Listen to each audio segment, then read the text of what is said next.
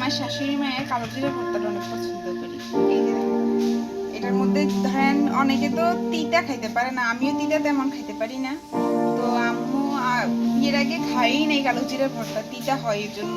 তো বিয়ের পরে দেখি আম্মু ধনিয়ার গুঁড়োটা এখনো বলতেছে, বললো যে ধনিয়ার গুঁড়োটা বাড়াই দিতে আর একটু তেলটা বাড়াই দিতে, তাহলে খেতে স্বাদ লাগে আর তিতাটা চলে যায় ধনিয়ার গুঁড়োটা দেন।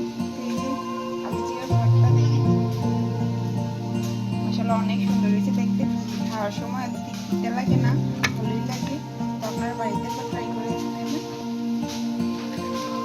এখন আপনাদের দেখাবো কিভাবে শাশুড়ি আম্মু এত মজার ভর্তাটা বানিয়েছে তিতা ছাড়া। চুলায় কড়াই বসে দিয়ে তারপর তেল, প্রথমে রসুন দিয়েছে আধা মিনিটের মতো 30 সেকেন্ডের মতো জাল দিয়ে, তারপর এখানে কাঁচামরিচ, তেজপাতা, পেঁয়াজ কুচি দিয়ে দিয়েছে।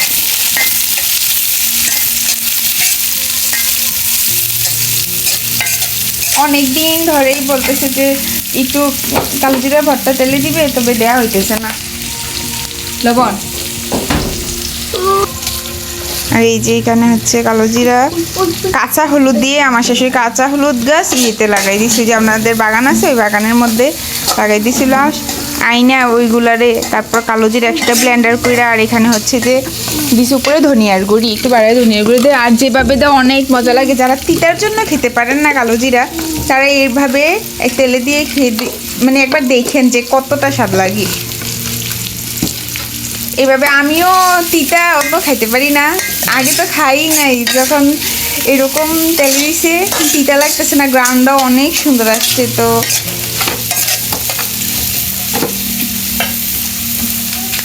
এখন সবগুলো লাল করে নিতেছে,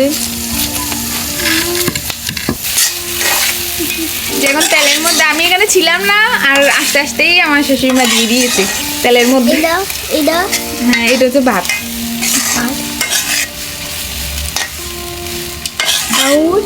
হ্যাঁ, এই যে আগুন একটু পরপর নেড়ে দিতেছে।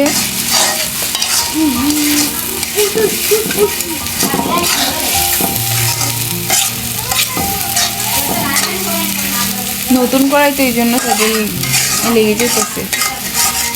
নতুন করে